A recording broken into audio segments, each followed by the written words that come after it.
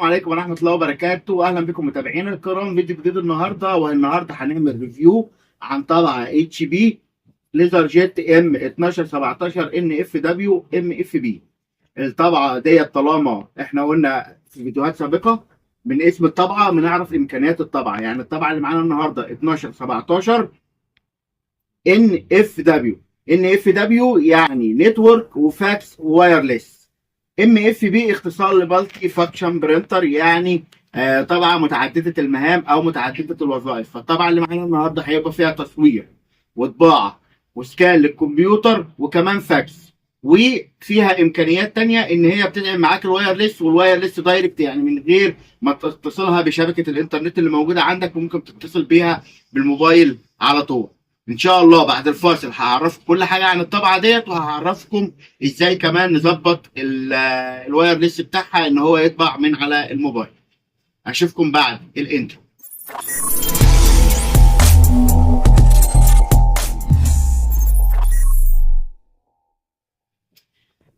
اهلا بكم من جديد، رجعت لكم بعد الانترو. وتعالى كده معايا يا علي، اول حاجه ناخد نظره مبدئيه على الطبعه اللي معانا النهارده. الطبعه اللي معانا النهارده ده طبعا مكان الفيدر بياخد معانا بسرعه 35 ورقه في الدقيقه. الطبعه ككل بتشتغل معانا بسرعه 18 ورقه في الدقيقه. سرعتها قليله شويه، بس بالنسبه اللي انت هتستخدمها في بيت او استخدام بسيط الطبعه هتكون معاك موفره جدا وكويسه جدا. اول حاجه ديت الاسكانر، زي ما انتم شايفين ديت الجزء ده بتاع الاسكانر كله، وده الجزء بتاع الفيدر اهوت. وده نرفع الفيدر كده بنلاقي المرايه بتاعه التصوير موجوده في الجزء ده. ديت المرايه بتاعه التصوير.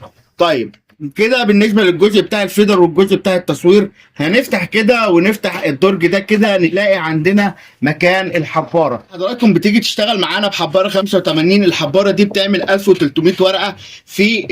لما تشتري الحباره جديده بتعمل 1300 ورقه معاك. وطبعا بيتعاد ملوها مره او مرتين، وفي الملوه الواحده ثمن ملوها 100 جنيه، وبتشتغل معاك برضو 1300 ورقه. طبعا ده الجزء الداخلي مكان الحباره. زي ما انتم شايفين الحمد لله الطبعه بحاله كويسه جدا جدا جدا.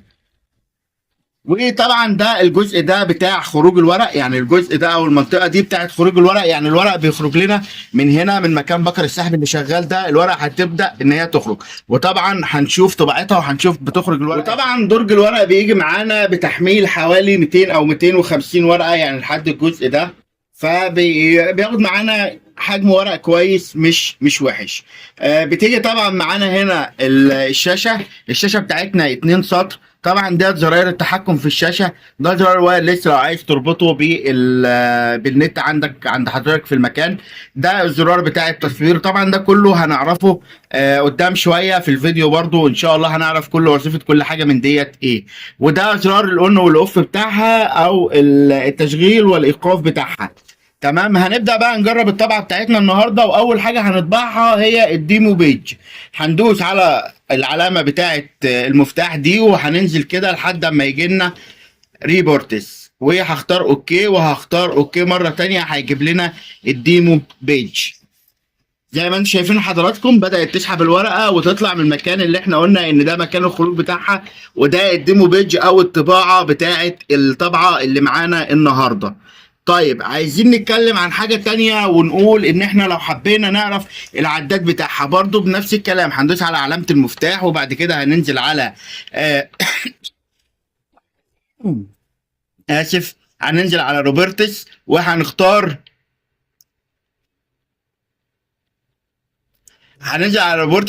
كونفيجريشن روبرت، وهننتظر ثواني. المفروض ان هي هتطبع معانا كل خصائص الطبعه بتاعه النهارده في الشيتين اللي هيطلعوا او الورقتين اللي هيطلعوا دلوقتي زي ما انتم شايفين حضراتكم.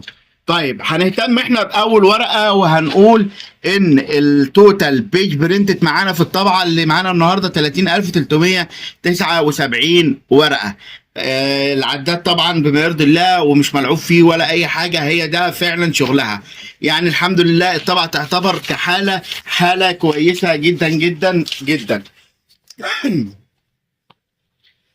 ده بالنسبة للتوتال العام، أو اتكلمنا كده على النظرة العامة بتاعة الطبعة. طيب لو دخلنا برضو على القائمة هنا، وتعالى بقى نشوف احنا معانا ايه في القائمة. أول حاجة اتش بي ويب سيرفيس، هندوس عليها اوكي. طبعا برنت انفو شيت الكلام ده كله مش هنحتاجه في حاجة أو ما بنحتاجوش في حاجة، هو مجرد بس انفورميشن شيت للطبعة اللي معانا النهاردة بنطبعها. زي ما انتم شايفين حضراتكم، ده الانفورميشن شيت اللي هو بيانات الطبعه كلها اللي موجوده معانا النهارده بيطبعها لك. تمام. هنيجي برضو ندوس على علامه المفتاح ديت، وبعد كده هنختار فون بوك. ده طبعا الفون ادريسز او الكلام ديت اللي احنا بتبقى مسجله عشان خاطر الفاكس. الفاكس طبعا بيشتغل من خلال كابل اللان اللي انا هوريه لكم برضو في الفيديو ان شاء الله، او كابل التليفون اللي بيتوصل عليها. طيب هنختار المهم بقى من ده كله ايه، اللي هي الكوبي سيت اب والديفولت كواليتي. الديفولت كواليتي ممكن تختاره ميكسد، فيلم بوتو، بيكتشر، اي حاجه من الحاجات ديت. لو انت بتطبع تكست على طول بتخليها تكست. لو بتطبع حاجه تانية زي الميكسد مثلا، لو بتطبع صور الكلام ده بتخليها صور. ده بالنسبه للتصوير. اللايت والدارك، انت لو عايز تتقل التصوير او تخففه شويه من الجزء ده، يعني بالاتجاه كده وبضغط يجيب لي مثلا المكان اللي انا وقفت فيه. كل لما رحت للاتجاه الاسود ده بيبقى كده بتغمق الصوره اكتر. ده بالنسبه للديفولت كوليكشن.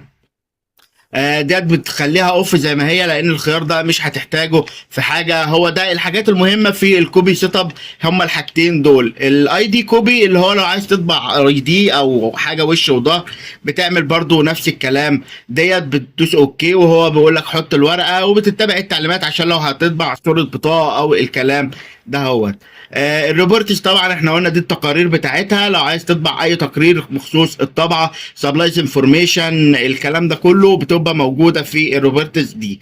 الفاكس سيت اب، لو انت عايز بقى تظبط الفاكس اللي هو رقم التليفون، قائمه الاسماء اللي موجوده عندك على الفاكس، الكلام ده كله من الفاكس سيت اب ديت بنبدا ان احنا نسطبه. السيستم سيت اب ديت اول حاجه بتيجي اللغه، والطبعه اللي معانا ديت الطبعة اللي معانا ديت على ما اعتقد ان هي بتدعم العربية. لا للاسف. والطبعه اللي معانا ديت من خلال طبعا اللغه الديفولت انجلش، لانها ما بتدعمش العربيه. البيبر سيت اب ديت اللي هي ديفولت بيبر سايز بتخليها اي 4. لو انت بتطبع على اي 4 بتخليها بقى اي حاجه على حسب طباعتك انت، يعني اي 4 لتر، اي 5، الكلام ده كله على حسب طباعه حضرتك. بالنسبه للديفولت تايب بنخليها بلين اللي هو الورق المتعارف عليه والعادي جدا. ده بالنسبه للبيبر سيت اب، مفيش حاجه تانية في البيبر سيت اب.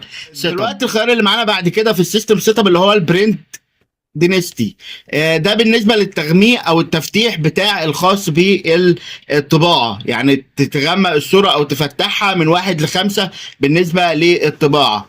الفوليوم سيتنج اللي هو الالارم سيتنج ديت ممكن تخليه سوفت، ميديوم، ممكن تقفله خالص، اللي هو الصوت بتاع الزمارة لما تدوس على حاجة او يبقى فيه الارم في المكنة. الرينج فوليوم برضو نفس الكلام. ده كلها حاجات مش مهمة معانا. السيرفيس ديت اللي هي الحاجات ده برضو خاصة بالمهندسين، بيعملوا حاجات في اليو اس بي سبيد، الكلام ده كله. النتورك كونفجريشن ديت الخيار المهم بقى بالنسبة لنا علشان نظبط الوايرلس. تمام. هبدا تاني ان انا ادخل على النتورك كونفجريشن وهختار الوايرلس منيو، وبعد كده هختار الوايرلس دايركت، هدوس عليها اوكي كده، وهخليها على اون، هخليها على اون. تمام. النيم هو النيم ده اللي هيبقى ظاهر لحضرتك على الواي فاي بتاع الطبعه بتاعت حضرتك، هخليه برضو زي ما هو. المود ده هو هيبقى معمول برنت اونلي، هيبقى معمول برنت اونلي، هنخليه على اوبن نتورك علشان يفتح معانا والموبايل يشوفه. ديت بالنسبه للوايرلس دايركت. ده كل الخيارات اللي في الوايرلس دايركت ومش محتاجين منها حاجه تانية. تمام كده. ده بالنسبه ان انت تسطبها على الموبايل. بمجرد بقى ما بتسطبها على الموبايل، احنا دلوقتي بقى ايه، نروح للتليفون ونشوف ازاي هنربطها بالواي فاي. اول حاجه هننزل كده وهنفتح الواي فاي معانا. تمام. هلاقي معايا ظهر الطبعه اهي اتش بي برنت ليزر جيت ام 1217 اهو. هدوس عليها كده واخليها اتصال. يعني اعمل لها اتصال وتظهر معايا كده ان هي متصله. خلاص كده انا كده اتصلت. هبدا ان انا مثلا هروح على اي حاجه عندي في هروح على اي حاجه عندي مثلا في الاستورج بتاعتي او في الموبايل بتاعي، مثلا هدوس على ديت كده وهبدا ان انا اعمل لها مشاركه. وبعد كده هيجي لي برنامج الطبعه، هبدا ان انا اطبع من على اي برنامج عندي على التليفون. اي برنامج عندي على التليفون هبدا ان انا اطبع منه. هو اهي. مثلا هي ظهرت لي هنا اهيت، هبدا ان انا هعمل طباعه كده. تمام.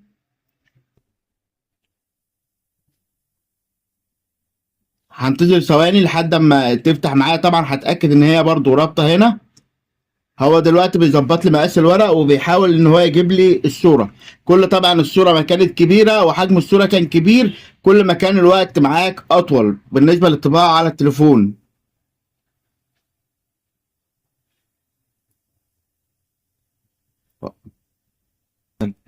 بعد ما فتحت معايا الواي فاي واتاكدت ان الطبعه ظاهره هنا. طيب احنا بعد ما سطبنا الطبعه واتاكدنا ان الطبعه لقطه معانا هنا، ونتاكد برضو ان هي لقطه معانا على الواي فاي هنا اهو.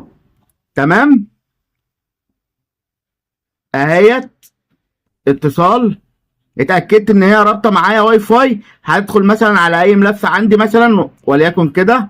تمام. وهبدا ان انا اعمل له طباعه. هبدا ان انا اعمل له طباعه ازاي؟ هدوس على العلامات ديت. طبعا كل واحد هيختلف المكان عنده او الطباعه عنده من مكان لمكان او من تليفون لتليفون. انا عندي هنا هدوس على كلمه طباعه كده، هيبدا ان هو يحول لي للورقه او الجزء اللي انتوا شايفينه ديت اهوت. مثلا عايز عدد النسخ، مثلا نسخه او نسختين او الكلام ده كله. وهبدا ان انا اعمل سيف كده.